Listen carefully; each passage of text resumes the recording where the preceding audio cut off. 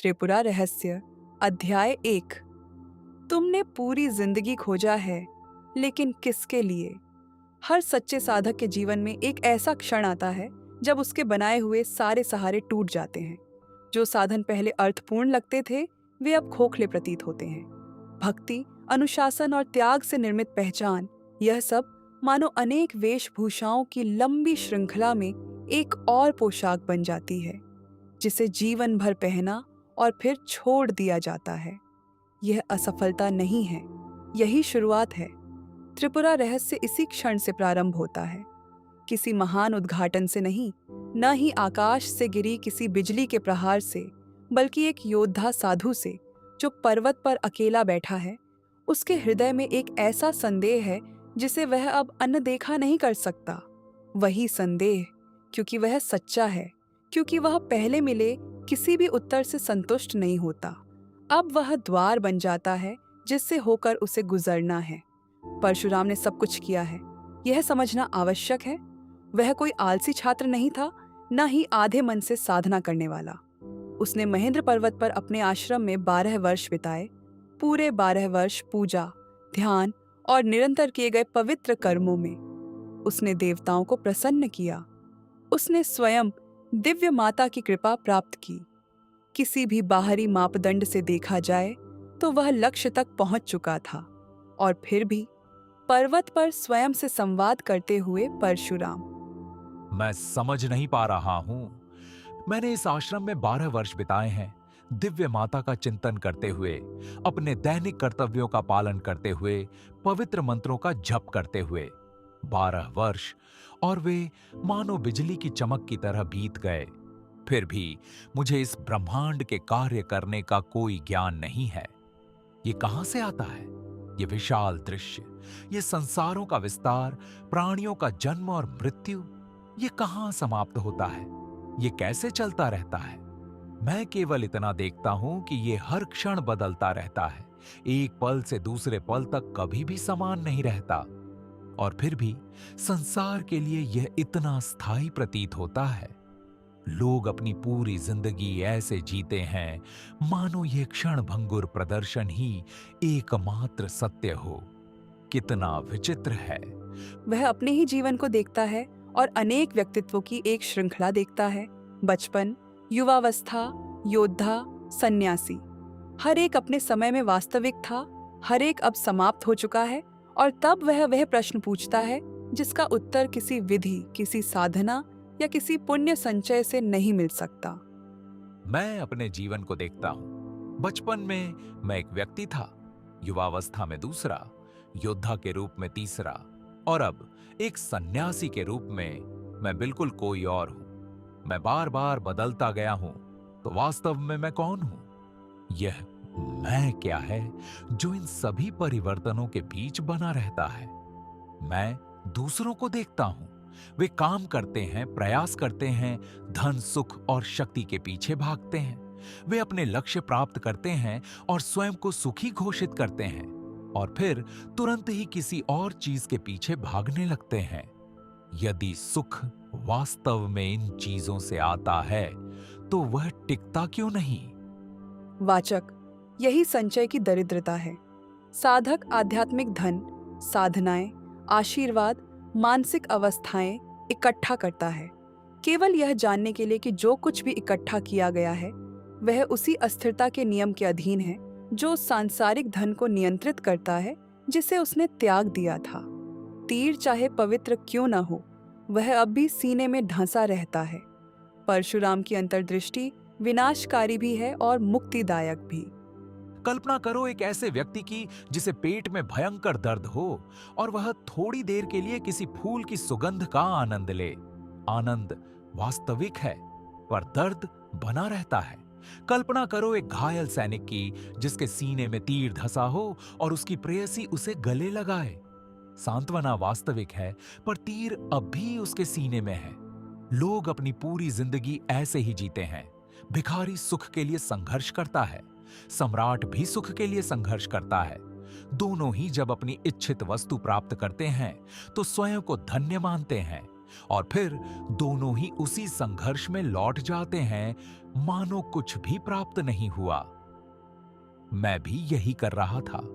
जैसे अंधा अंधों का अनुसरण करता है, वैसे ही मैं इस मार्ग पर चला, बिना यह देखे कि यह कहां ले जाता है। अब इस मूर्खता का अंत, मैं अपने गुरु के पास लौटूंगा। मैं उनसे वह सीखूंगा जो जानना आवश्यक है। मैं उनके ज्ञान की नौका में बैठकर इस संदेह के सागर को पार करूंगा। क्या चीज एक बेचैन साधक को सच्चे जिज्ञासु में बदल देती है? क्या चीज प्रयास और निराशा के अंतहीन चक्र को एक ऐसे मार्ग में बदल देती है जो वास्तव में कहीं ले जाता है? परशुराम अपने आसन से उठते हैं। अब उनका मन स्पष्ट है, उद्देश्य एकाग्र। वह महेंद्र पर्वत से उतरते हैं और अपने गुरु की खोज में निकल पड़ते हैं। यात्रा करते हुए वह गंधमादन पर्वत पहुंचते हैं। वहां एक अत्यंत सुंदर और शांत स्थान में उन्हें अपने गुरु मिलते हैं। दत्तात्रेय पूर्ण स्थिरता में बैठे हैं। पद्मासन में उनकी उपस्थिति से ऐसी शांति प्रसारित हो रही है मानो पूरा संसार उसी में डूब गया हो। उनके समीप होना ही मन के भार को हल्का करने लगता है। परशुराम झुकते हैं, अपने गुरु के सामने भूमि को स्पर्श करते हुए। वह गुरु के चरणों को अपने हाथों में लेते हैं और उन्हें अपने मस्तक से लगाते हैं। यह पूर्ण समर्पण का संकेत है, एक ऐसे शिष्य का जो न तर्क करने आया है, न कुछ सिद्ध करने, बल्कि केवल सीखने के लिए आया है। दत्तात्रेय अपनी आंखें खोलते हैं। उनके मुख पर प्रेम की कोमल आभा फैल जाती है। पुत्र, उठो। मैं देख रहा हूं कि तुम बहुत समय बाद लौटे हो। बताओ, तुम कैसे हो? क्या तुम्हारा स्वास्थ्य ठीक है? गुरुदेव, आप करुणा के सागर हैं। जो आपकी कृपा में भीगा हो, उसे बीमारी कैसे छू सकती है, चाहे भाग्य कुछ भी क्यों न लिखे। मैं शरीर और मन से प्रसन्न हूं। आपकी कृपा से ताजगी अनुभव कर रहा हूं। मुझे कुछ भी कष्ट नहीं देता, सिवाय एक बात के, आपके पवित्र चरणों के साथ निरंतर जुड़े रहने की इच्छा। आपके दर्शन मात्र से मैं पूर्णतः आनंदित हो गया हूं, पर मेरे मन में कुछ संदेह हैं जो वर्षों से बने हुए हैं। आपकी अनुमति हो तो मैं प्रश्न पूछना चाहता हूं। पूछो भार्गव, तुरंत पूछो जो तुम जानना चाहते हो। मैं तुम्हारी भक्ति से प्रसन्न हूं और मैं तुम्हारे सभी प्रश्नों का उत्तर दूंगा। परशुराम फिर से झुकते हैं, फिर अपने गुरु के पास बैठ जाते हैं। वे आदरपूर्वक हाथ जोड़ते हैं और जब वे बोलते हैं तो उनकी आवाज में उन सब बातों का भार झलकता है जिन्हें वे भीतर दबाए हुए थे। गुरुदेव, एक समय था जब मैं क्षत्रियों के प्रति क्रोध से भरा हुआ था। 21 बार मैंने इस धरती पर घूमकर उनका संहार किया। मेरे पूर्वज मेरे सामने प्रकट हुए और उन्होंने मुझे रोकने को कहा। अंततः मेरा क्रोध शांत हुआ। फिर मैंने सुना कि भगवान विष्णु के महान अवतार राम अयोध्या में राज्य कर रहे हैं। पुराना अहंकार फिर जाग उठा और मैंने उन्हें चुनौती दी। मैं पराजित हुआ, अपमानित हुआ और केवल इसलिए जीवित रहने दिया गया क्योंकि मैं ब्राह्मण था।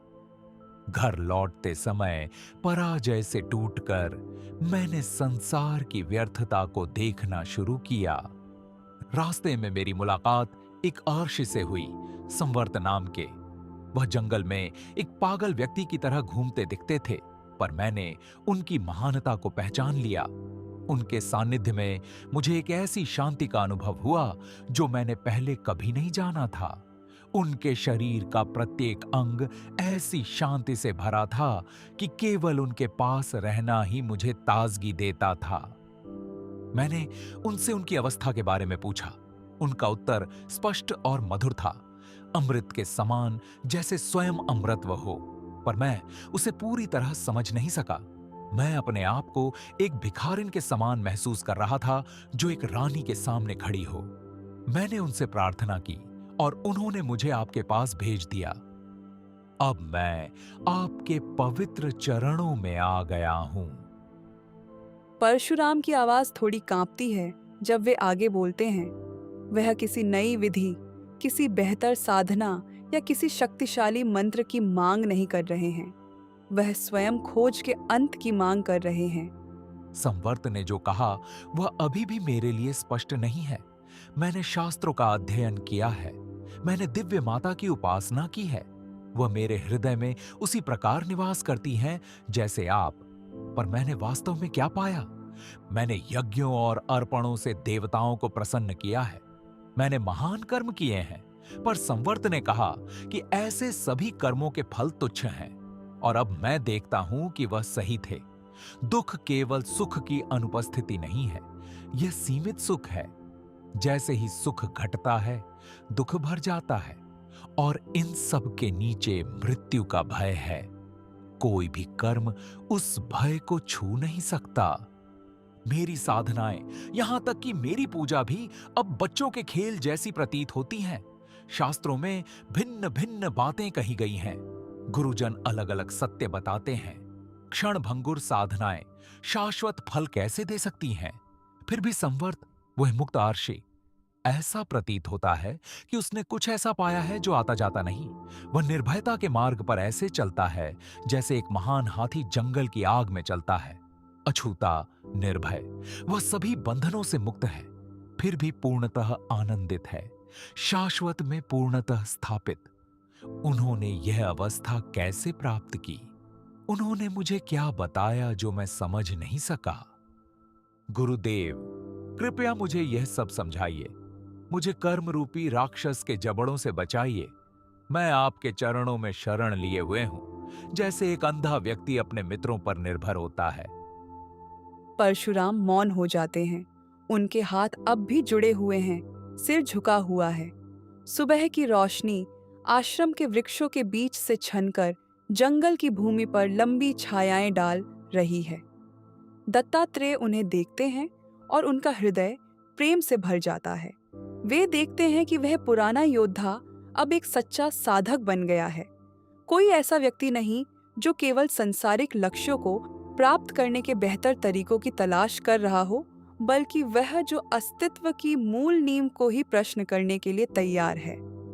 तुम भाग्यशाली हो, भार्गव।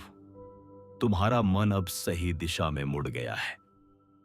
जिस प्रकार समुद्र में डूबता हुआ व्यक्ति अचानक एक नाव पा लेता है जो उसे बचा सकती है, उसी प्रकार तुम्हारे पूर्व कर्मों ने तुम्हें अब आत्म साक्षात्कार के पवित्र मार्ग पर ला खड़ा किया है।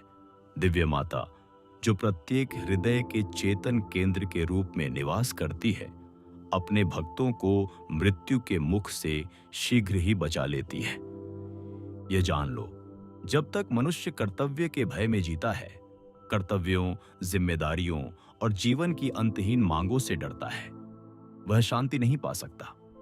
वह उस व्यक्ति के समान है जिसे सर्प ने डस लिया हो और कर्तव्य का विष उसकी नसों में दौड़ रहा हो, उसके मन को धुंधला कर रहा हो, उसकी स्पष्ट देखने की क्षमता को नष्ट कर रहा हो।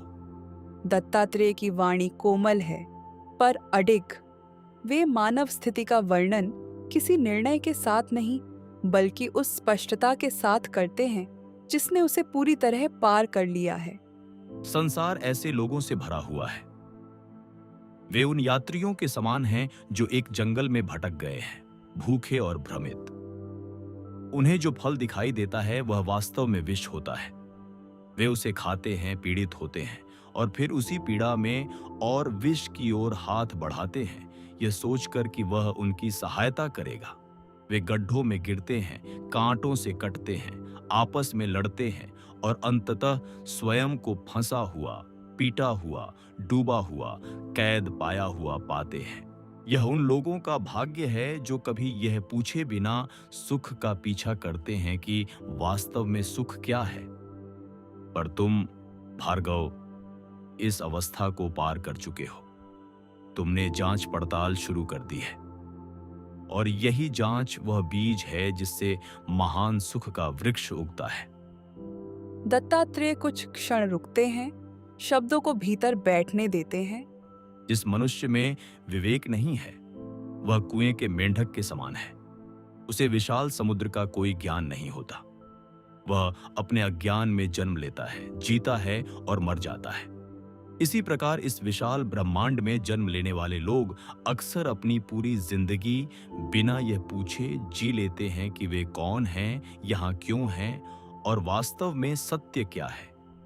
वे सांसारिक सुख को ही आनंद समझ लेते हैं और सांसारिक दुख को ही पीड़ा। वे एक से दूसरे की ओर भागते रहते हैं, कभी भी वह नहीं पाते जिसकी वे तलाश कर रहे हैं। पर तुमने प्रश्न करना शुरू कर दिया है, और यही प्रश्न करना स्वतंत्रता की ओर पहला कदम है। गुरुदेव, जो आप कह रहे हैं वह सत्य है। मनुष्य अज्ञान में निश्चित रूप से विनाश की ओर बढ़ता है। उसका उद्धार जांच पड़ताल में है। पर इस जांच का कारण क्या है? यह कैसे उत्पन्न होती है? यदि यह स्वाभाविक है तो सभी में क्यों नहीं होती? मुझे यह अभी ही क्यों अनुभव हो रही है? सुनो राम, मैं तुम्हें मुक्ति का मूल कारण बताता हूं। सज्जनों का संग ही सभी शुभ का मूल कारण है। संवर्त के साथ तुम्हारा संपर्क ही तुम्हें इस अवस्था तक लाया है। जब साधु संतों के पास जाया जाता है तो वे परम कल्याण का उपदेश देते हैं। क्या किसी ने कभी महत्वपूर्ण कुछ भी बिना सत्संग के प्राप्त किया है? मनुष्य अपने संग का फल पाता है। मैं तुम्हें एक कथा सुनाऊंगा जिससे यह स्पष्ट होगा। दत्तात्रेय की आंखें दूर कहीं देखने लगती हैं, मानो किसी और समय, किसी और लोक में झांक रही हों। जब वे फिर बोलते हैं तो उनकी वाणी में एक प्राचीन कथा की लय होती है, एक ऐसी कहानी जो केवल जानकारी नहीं देगी बल्कि रूपांतरित करेगी। एक समय की बात है, मुक्तचूड़ नाम का एक राजा था। उसके 2 पुत्र थे, हेमचूड़ और मणिचूड़। एक दिन वे अपने बड़े दल बल के साथ एक गहरे जंगल में शिकार के लिए गए। शिकार करते समय अचानक एक भयंकर तूफान उठा। एक बवंडर जो रेत और कंकड़ों की वर्षा कर रहा था और आकाश को अंधकार से ढक रहा था। उनका दल भय से तितर बितर हो गया। हेमचूड़ अपने भाई से बिछड़ गया और अपने घोड़े पर सवार होकर जंगल के भीतर दूर तक चला गया, जब तक कि उसे एक आश्रम दिखाई नहीं दिया। वहां उसने एक युवती को देखा जिसका शरीर सोने के समान चमक रहा था, अग्नि की ज्वाला की तरह उज्जवल। उसने उससे बात की, उसने उसका स्वागत किया, उसे फल और रस दिए और अपनी कहानी सुनाई। वह हेमालखा थी, महान राष्ट्रीय व्याघ्रपाद की पालन पोषित पुत्री। उसे एक परित्यक्त शिशु के रूप में पाया गया था और राशि ने उसे मां के समान स्नेह से पाला था। राजकुमार तुरंत उस पर मोहित हो गया। आर्षि ने उसकी अवस्था देखकर उस मिलन को आशीर्वाद दिया और हेमालखा को उसकी पत्नी के रूप में उसे सौंप दिया। वे राजधानी लौटे, जहां राजा ने उनके विवाह का भव्य उत्सव मनाया। प्रेमी युगल ने महल में, वन विहारों में और विश्राम स्थलों में आनंदमय समय बिताया। पर शीघ्र ही हेमचूड़ ने कुछ विचित्र देखा। दत्तात्रेय की वाणी कोमल हो जाती है, परशुराम को कहानी में और गहराई तक खींचती हुई। उसकी प्रिय पत्नी उतनी आसक्त नहीं थी जितना वह स्वयं था। वह हमेशा अनुत्तरदायी सी प्रतीत होती थी, यहां तक कि महानतम सुखों के समय भी। जब वह उसे अपने पास लेता तो वह मानो कहीं और होती। जब वह उससे बात करता तो वह सुनती हुई नहीं लगती।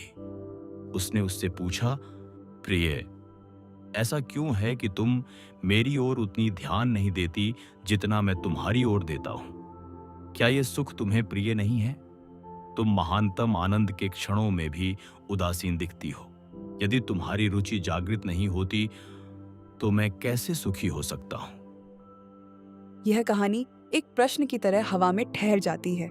राजकुमार हर प्रकार के सुख से घिरा हुआ अपनी प्रिय के सामने बैठा है, उसकी उदासीनता से चकित। और हेमालखा जो कुछ ऐसा जानती है जो वह नहीं जानता, अब बोलने वाली है। परशुराम आगे झुकते हैं, उनका संदेह कुछ क्षण के लिए भुला हुआ, इस रहस्य की ओर खींचते हुए। वह उसे क्या बताएगी?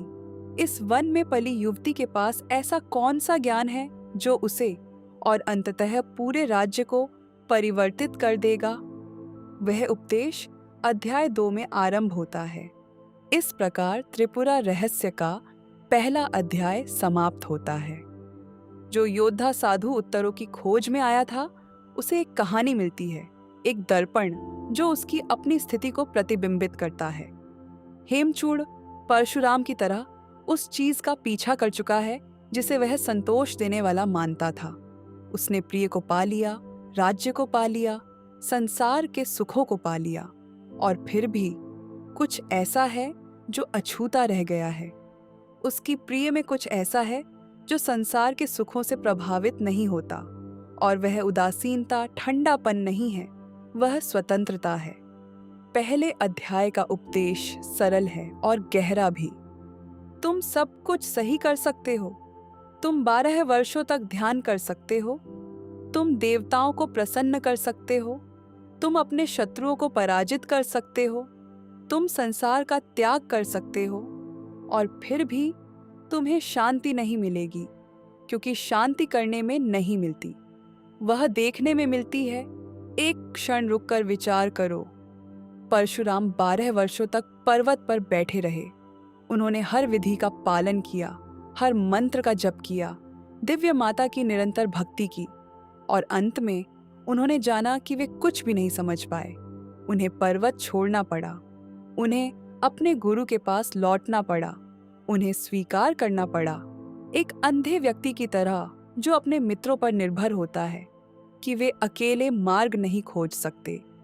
यही विनम्रता द्वार खोलती है। और तुम किस पर्वत पर बैठे हो? कौन सी साधनाएं कर रहे हो, यह आशा करते हुए कि वे अंततः तुम्हें वह देंगी जिसकी तुम खोज कर रहे हो? किन उत्तरों को तुम पकड़े हुए हो, यह स्वीकार करने से डरते हुए कि वे अब तुम्हें संतुष्ट नहीं करते? त्रिपुरा रहस्य का पहला अध्याय केवल एक प्रश्न पूछता है, पर वही एकमात्र प्रश्न है जो वास्तव में महत्वपूर्ण है। क्या तुम यह दिखावा करना बंद करने के लिए तैयार हो कि तुम पहले से ही जानते हो? यदि इस उपदेश ने तुम्हारे भीतर कुछ छुआ है, तो उसे होने दो। उसके साथ बैठो। उसे तुम्हें विचलित करने दो। उसे एक ऐसा द्वार खोलने दो जिसके बंद होने का तुम्हें पता भी नहीं था। अगले अध्याय में हेमालखा बोलेगी, और जो वह कहेगी वह राजकुमार की सभी धारणाओं को सुख, प्रेम और आत्मा के स्वरूप के बारे में चूर चूर कर देगा। उपदेश जारी है। पढ़ने के लिए धन्यवाद। तुम्हें प्रेरित करने वाला यह संदेह ही तुम्हारी मुक्ति का द्वार बने। तुम भी परशुराम की तरह यह पाओ कि खोज का अंत किसी चीज का अंत नहीं है, बल्कि सब कुछ की शुरुआत है। ओम शांति। AUM शांति, शांति, शांति,